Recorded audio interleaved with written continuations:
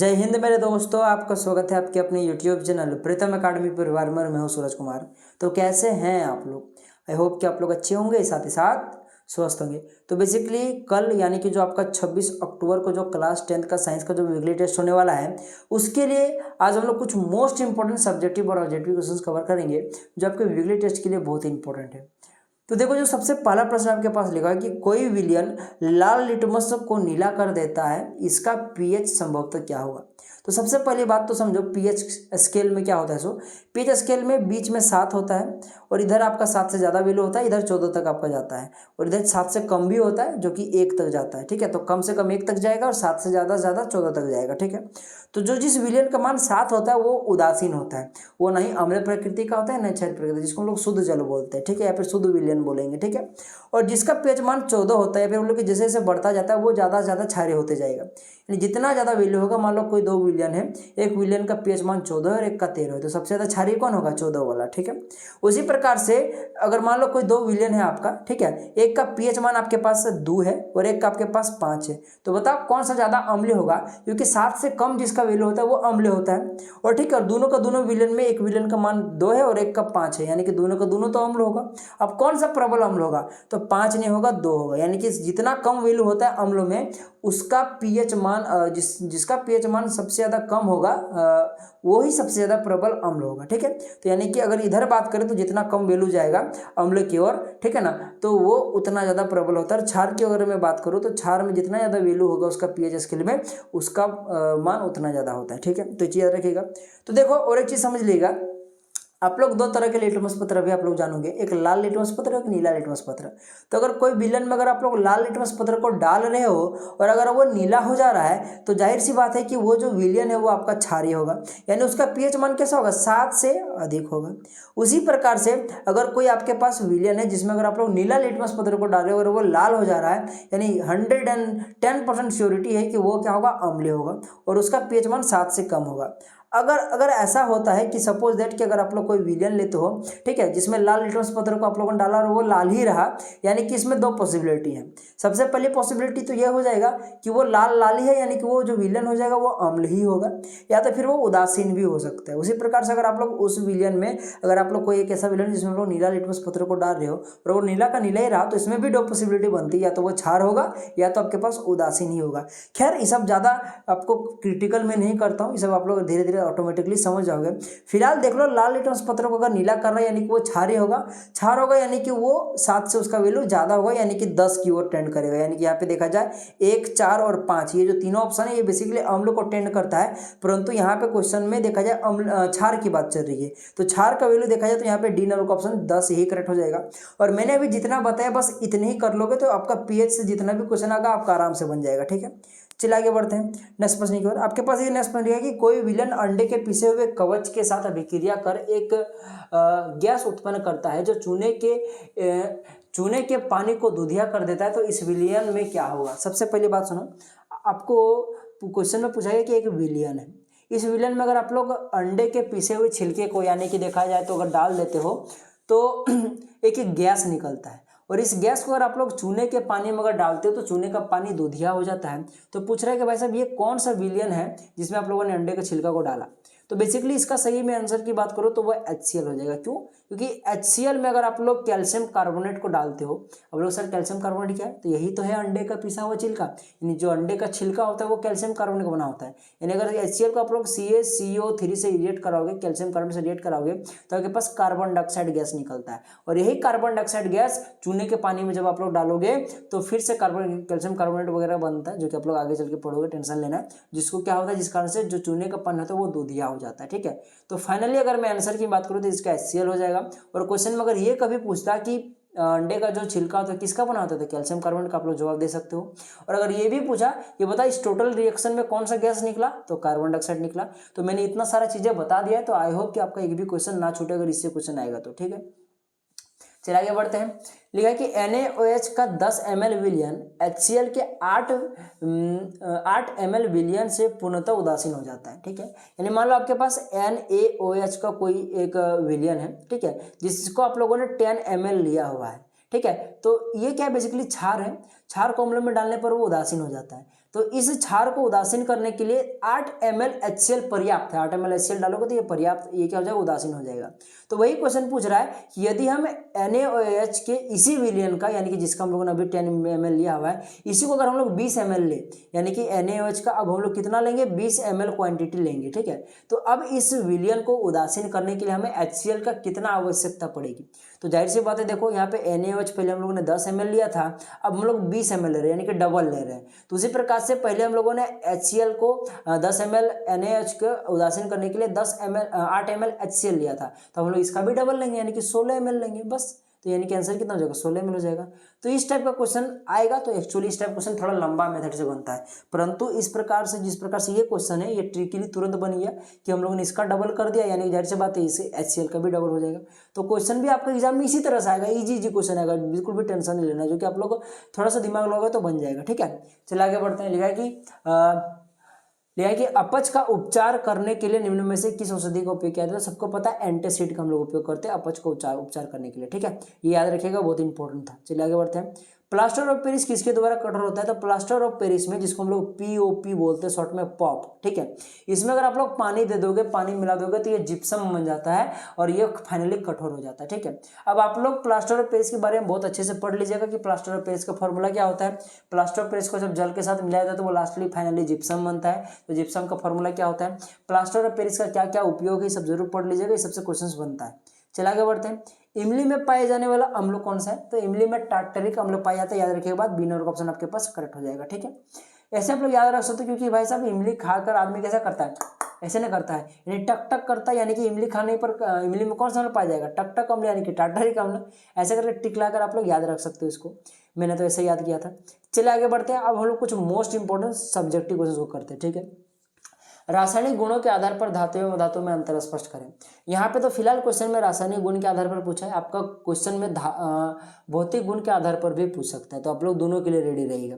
तो फिलहाल देखिए, सबसे पहले हम धातु के बारे में पढ़ते हैं। देखो, धातु के जो परमाणु होते हैं ये धनायन बनाते हैं, यानी कि देख लो Na+, Mg+2, जितने भी प्लस वाले होते हैं वो जनरली धातु होते हैं, ठीक है। जबकि जो अधातु होते हैं इनका जो परमाणु होता है ये ऋण आयन बनाते हैं, जैसे कि Cl-, O2-, ठीक है ना, ये सभी हो जाते हैं, ठीक है। अब नेक्स्ट बात करते हैं। देख लो, धातु के ऑक्साइड क्षारीय प्रकृति का होता है, ठीक है। तो याद रखिए बात, ये बहुत ही इंपॉर्टेंट था। धातु का जो ऑक्साइड होता है वो क्षारीय प्रकृति का होता है, जबकि आपके पास अधातु का ऑक्साइड होता है ये अम्ल प्रकृति का होता है, ठीक है। बच्चे यहाँ पे कंफ्यूज हो जाते हैं, अधातु के ऑक्साइड को ये क्या करते हैं, क्षारीय प्रकृति का मार देते हैं, और धातु के ऑक्साइड को अम्ल प्रकृति का मार देते हैं, जो कि कतई गलत है। आपको क्या करना है, धातु के जो ऑक्साइड होते हैं वो बेसिकली याद रखना है कि वो क्षारीय प्रकृति होता है, और जो अधातु का ऑक्साइड होता है ये अम्ल प्रकृति होता है, इसको याद रखना है, ठीक है। चलिए आगे बढ़ते हैं नेक्स्ट पॉइंट की ओर। देख लो, धातु तनु अम्ल में घुलकर, या फिर बोलो कि तनु अम्ल से रिएक्शन कर क्या बनाता है, हाइड्रोजन गैस देता है। जबकि जो आपके पास अधातु होता है ये जनरली, फिर बोलो कि ये जो होता है ये अम्ल के साथ अभिक्रिया नहीं करता। ऐसा क्यों होता है, क्योंकि आपको पता है कि अधातु जो होता है ये बेसिकली देखा जाए तो अधातु का जो ऑक्साइड होता है ये अम्ल प्रकृति का होता है, जिस कारण से देखा जाए तो अधातु भी कहीं ना कहीं अम्ल प्रकृति का होता है। और आप लोग इसको अम्ल से ही अभिक्रिया करा लो, तो भाई साहब क्या कभी अम्ल रिएक्ट करेगा, नहीं ना करेगा। तो बस इसी कारण से जो अधातु ऑक्साइड होता है ये कभी भी, फिर बोलो कि अधातु होता है ये अम्ल के साथ रिएक्ट नहीं करता है, ठीक है। उसी प्रकार से जो धातु होता है, देख लो, धातु जो होता है देखा जाए तो धातु सामान्यतः जो होता है, अच्छा एक चीज़ समझ लो, उसके बाद में बताता हूँ। जैसे कि जो आपके पास धातु जो होता है ये बेसिकली अम्ल के साथ अभिक्रिया कर हाइड्रोजन गैस देता है, परंतु चूंकि ये केमिस्ट्री है, केमिस्ट्री में अपवाद होता ही है। तो प्रत्येक धातु, जितना भी धातु है, सब का सब धातु अम्ल के साथ अभिक्रिया नहीं करता है, ठीक है। जैसे कि सोना हो गया, चांदी हो गया, ये सब जो होते हैं ये सब बहुत कम अक्रिय धातु होते हैं, जिस कारण से, या फिर बोले कि ये बहुत ही कम सक्रिय धातु होते हैं, अक्रिय नहीं, बहुत कम सक्रिय धातु होते हैं, यानी कि ये एक अक्रिय धातु होते हैं, जिस कारण से ये किसी भी चीज़ों से जल्दी से रिएक्ट नहीं कर पाते। और यही कारण है कि सोना जो होता है वो अपने मूल अवस्था में पाया जाता है, ठीक है ना, पृथ्वी के अंदर में, इसमें कोई सा भी अशुद्धि नहीं पाया जाता है, ठीक है। तो वही चीज़ यहाँ पे लिखा है कि अपवाद साधारण अवस्था में कुछ धातु ऐसा नहीं करता, जैसे कि सोना चांदी हो गया, ठीक है। तो इसको याद रख लीजिएगा। चलिए तो आप नेक्स्ट पॉइंट की ओर बढ़ते हैं। देख लो, जो धातु होता है ये सामान्यतः हाइड्रोजन के साथ अभिक्रिया नहीं करता है, जबकि जो आपके पास अधातु होता है ये हाइड्रोजन के साथ अभिक्रिया कर सहसंयोजी आबंध बनाता है, जैसे NHO3 हो गया, ठीक है ना, देखा जाए तो H2O हो गया, ठीक है, H2S हो गया।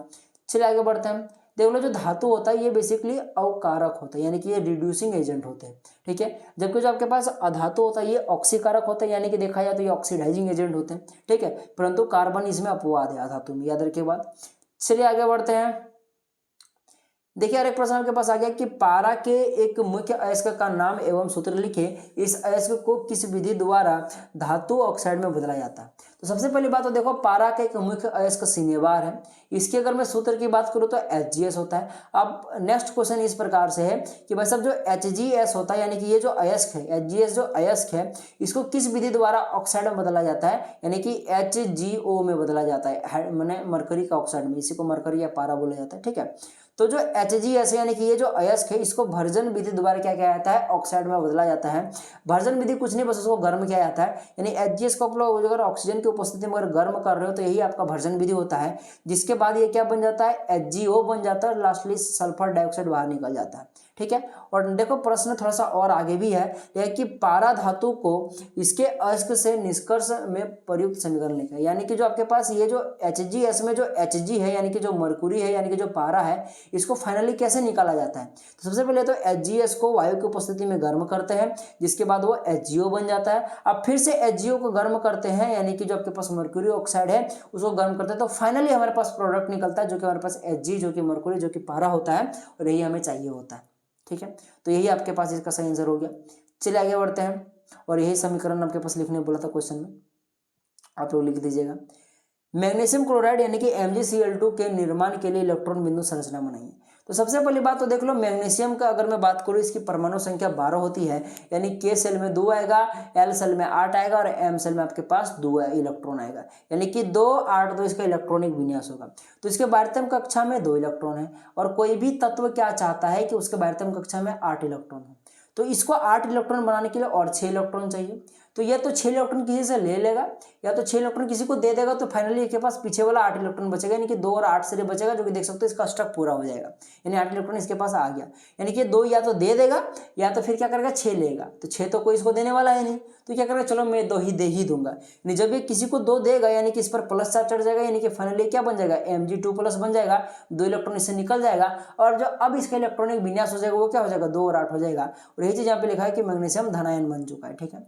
उसी प्रकार से हम लोग किसका बना रहे थे, MgCl2 का बना रहे थे, ठीक है ना।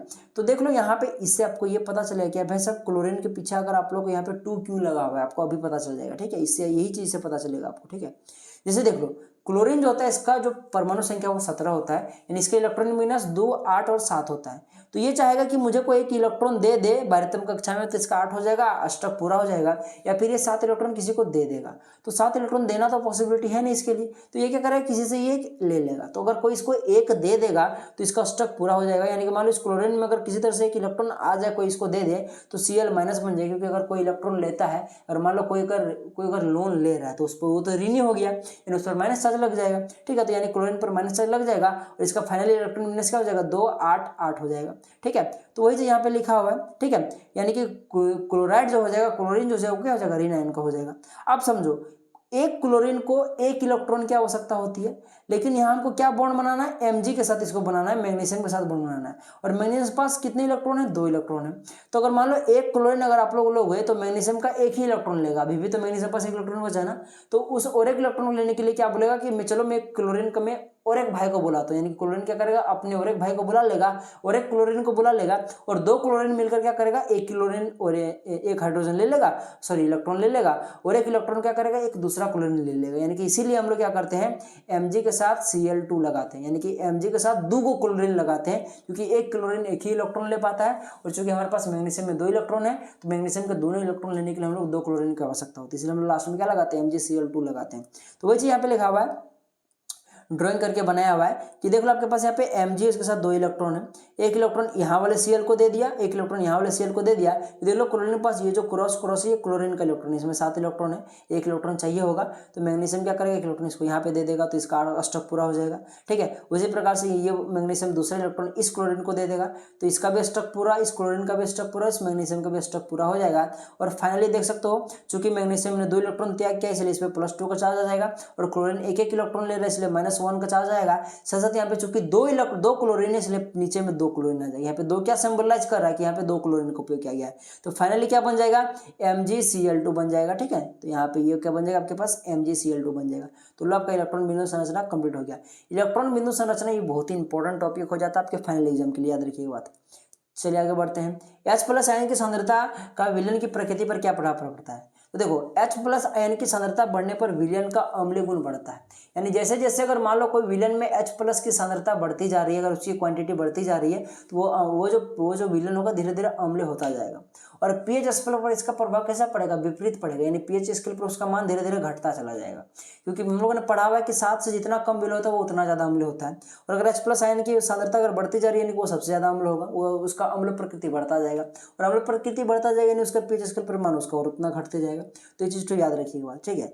और इसीलिए यहाँ पे आगे और लिखा हुआ है कि H+ आयन की सांद्रता कम होने पर विलयन क्या हो जाएगा, धीरे धीरे क्षारीय गुण बढ़ने लगता है उसका। यानी H+ आयन की सांद्रता बढ़ रही है तो धीरे धीरे वो अम्लीय होगा, और H+ आयन की सांद्रता अगर घट रही है तो उसका pH वैल्यू 7 की ओर जाता रहेगा, या तो फिर बोलो कि 7 से ज़्यादा भी हो सकता है। यानी वो क्या हो जाएगा, धीरे धीरे क्षारीय प्रकृति का हो सकता है। ठीक है, तो वही चीज़ यहाँ पे लिखा हुआ है। चलिए आगे बढ़ते हैं। क्या क्षारीय विलयन में H+ आयन होता है, अगर हाँ तो यह क्षारीय क्यों होते हैं। ठीक है, सबसे पहली बात तो क्षारीय विलयन में H+ आयन होता है आपको बताना है। और आपको बताना अगर यह होता है तो H+ आयन तो भाई साहब चूंकि ये अम्ल प्रकृति को शो करता है, तो अगर क्षारीय में अगर H+ आयन है तो वो अम्ल प्रकृति को क्यों नहीं शो करता, वो क्षारीय प्रकृति को क्यों शो करता है, तो ये क्वेश्चन में पूछ रहा है। तो देखो सबसे पहली बात तो वो अम्ल हो या क्षार हो, दोनों में भाई साहब हाँ H+ आयन होता है। परंतु यहाँ पे ऐसा सीन हो जाता है कि H+ आयन तो होता है परंतु इसकी सांद्रता OH- आयन की सांद्रता से कई गुना कम होती है, बहुत ही कम होती है, जिस कारण से भाई साहब यहाँ पे प्रबल कौन हो जाता है, OH- आयन हो जाता है। ठीक है, यहाँ पे OH- आयन के हिसाब से देखा है तो H+ बहुत ही कम होता है, जिस कारण से यहाँ पे OH- प्रबल हो जाता है। और OH- किसका सिंबलाइज करता है, वो क्षार को सिंबलाइज करता है, जिस कारण से यहाँ पे क्षार प्रकृति ज्यादा प्रबल हो जाता है। ठीक है, तो वो चीज लिखा है कि अतः OH- जो होता है इस आयन की सांद्रता अधिक होने पर यह क्या हो जाता है, क्षारीय प्रकृति को शो करता है। चलिए नेक्स्ट प्रश्न की ओर बढ़ते हैं। तो यहाँ पे लिखा है कि अम्लों को तनु करते समय यह क्यों अनुशंसित करते हैं कि अम्लों को जल में मिलाना चाहिए, ना कि जल को अम्ल में। यानी अगर आप लोग एक टेस्ट ट्यूब में, फिर बोलो कि जहाँ पे एक्सपेरिमेंट करते हो उस बर्तन में अगर आप लोग अम्ल लेते हो उसमें अगर जल डालोगे तो ऐसा क्यों नहीं करना चाहिए, जबकि हमें ये करना चाहिए कि मान लो कोई एक टेस्ट ट्यूब है उसमें आप लोग जल ले लो और उसमें अम्ल डालो तो ये सही है, परंतु आप लोग अम्ल में जल नहीं डाल सकते, जल में आप लोग अम्ल डाल सकते हो, ये सही क्यों है और ऐसा क्यों करना चाहिए, वही क्वेश्चन पूछ रहा है। ठीक है, तो देखो होता ऐसा है कि देख लो जल में अम्ल के घुलने की प्रक्रिया अत्यंत उष्मा छिपी होती है। यानी कि जल को अगर आप लोग अम्ल से मिलाओगे तो ये बहुत ही ज्यादा हीट उत्पन्न करता है, ये बहुत ही ज्यादा उष्मा छिपी होता है। ठीक है, तो इस कारण से क्या होता है कि जब सांद्र अम्ल में यानी कि जब आप लोग कंसंट्रेटेड अगर आप लोग अम्ल लोगे, अगर आप लोग देखा है तो कंसंट्रेटेड अगर एसिड ले रहे हो तो क्या होता है कि अगर कंसंट्रेटेड अम्ल में यानी कि अम्ल में अगर आप लोग जल को मिलाओगे तो उसमें जो उत्पन्न जो उष्मा होगी उस कारण से जो आपका मिश्रण होगा वो असफलित हो सकता है। फिर बोले कि असफलित का मतलब हो गया फेल हो सकता है। यानी अगर आप लोग बनाना चाहते हैं तो फल ना बन जाएगा तुस्का, समझ में आ रहा है ना आपके पास, तो ऐसा हो सकता है। साथ ही साथ क्या हो सकता है कि भाई साहब देख लो कि इसी तरह की और भी कई तरह की दुर्घटना हो सकती है। साथ ही साथ अत्यधिक स्थानीय ताप के कारण उपयोग किया जा रहा कांच का पात्र भी टूट सकता है। यानी समझो अगर आप लोग क्या करोगे कि अम्ल में अगर आप लोग जल डाल दोगे तो जैसा कि आप लोगों ने देखा है कि भाई साहब जैसे पेप्सी को अगर आप लोग हिला के उसका बर्तन खोलोगे या फिर बोलो ढक्कन खोलोगे तो कैसा वो झाग के साथ बाहर निकलता है, उस प्रकार से हो सकता है कि अम्ल में जैसे आप लोग जल डालोगे तो तुरंत रिएक्ट करके बहुत ज़्यादा हीट निकालेगा और वो झाग की तरह बाहर बह के नीचे आ जाएगा और आपके हाथ में लग जाए, आपके कपड़ों में गिर जाए तो आपका हाथ कपड़ा जला सकता है, आपका हाथ गला सकता है। ठीक है, साथ ही साथ अगर बहुत ज़्यादा हीट निकल गया तो जिस बर्तन में आप लोग उपयोग कर रहे हो वो बर्तन टूट भी सकता है, फट सकता है, जिसके कारण फिर से आप लोग शरीर में अम्ल लग जाएगा और आप लोग शरीर गल सकता है, जल सकता है। ठीक है, और हो सकता है कि आप लोग बनाना चाहते थे ए बन जाएगा बी, समझ में आ रहा है ना, ऐसा भी पॉसिबिलिटी हो सकता है। इसी कारण से हम लोग क्या करते हैं कि अम्ल में कभी जल को नहीं मिलाते, जबकि क्या करते हैं जल में अम्ल को मिलाते हैं। साथ ही साथ क्या ध्यान रखते हैं कि देख लो वही चीज लिखा है कि उपयोग किया जाना कांच टूट भी सकता है, इसीलिए अम्लों को सदैव धीरे धीरे तथा जल को लगातार हिलाते हुए मिलाते हैं। यानी जिस भी बर्तन में आप लोग मिला रहे हो अम्ल जल को तो सबसे पहले बर्तन में आप लोग जल को लो और एक एक बूंद करके अम्ल को डालो, फिर हिलाओ, फिर डालो, फिर हिलाओ, फिर डालो, फिर हिलाओ, ऐसे कर करके करोगे तो वो गर्म भी ज़्यादा नहीं होगा, छलक के गिरेगा भी नहीं और आप लोग बच सकते हो। ठीक है, दुर्घटना से। तो इस प्रकार से हम लोगों ने कुछ मोस्ट इंपोर्टेंट सब्जेक्टिव और ऑब्जेक्टिव क्वेश्चंस को कवर कर लिया है। अगर वीडियो पसंद आए तो जरूर लाइक कीजिएगा और अपने दोस्तों तक जरूर शेयर कीजिएगा, ठीक है। और आपका क्लास 10th के लिए मोस्ट इंपॉर्टेंट क्वेश्चंस का सीरीज भी शुरू हो चुका है। अगर आप लोगों ने नहीं देखा तो देखो यार, क्या कर रहे हो, ठीक है। फ्री ऑफ कॉस्ट आपके लिए चैनल में जाओ और देखो। एसएसटी का भी चल रहा है, हिंदी आपका देखा जाए तो साइंस का भी चल रहा है, आपका मैथमेटिक्स का चल रहा है, और लास्ट का जब 1-1.5 महीना आपका एग्जाम बचेगा, फाइनल एग्जाम, तब आपका हिंदी इंग्लिश भी कवर कराया जाएगा, ठीक है। तो सारी तैयारी आपके साथ आपको कराई जाएगी एकदम हाथ पकड़ के, बिल्कुल भी टेंशन लेना है, ठीक है। अगर कोई भी डाउट अगर बच गया, फिर डाउट है तो कमेंट बॉक्स आपके लिए खुला है, आप लोग कमेंट कीजिएगा, हम लोग ज़्यादा से ज़्यादा कमेंट का जवाब देने का कोशिश करते हैं। और सब्सक्राइब जरूर कीजिएगा, क्योंकि आपको सब्सक्राइब करने में कुछ भी नहीं लगता है, परंतु आपके एक सब्सक्राइब से हमें बहुत ज़्यादा मोटिवेशन मिलता है, ठीक है। तो चलिए मिलेंगे अगले वीडियो में, तब तक के लिए जय हिंद, जय भारत और आपका दिन शुभ हो।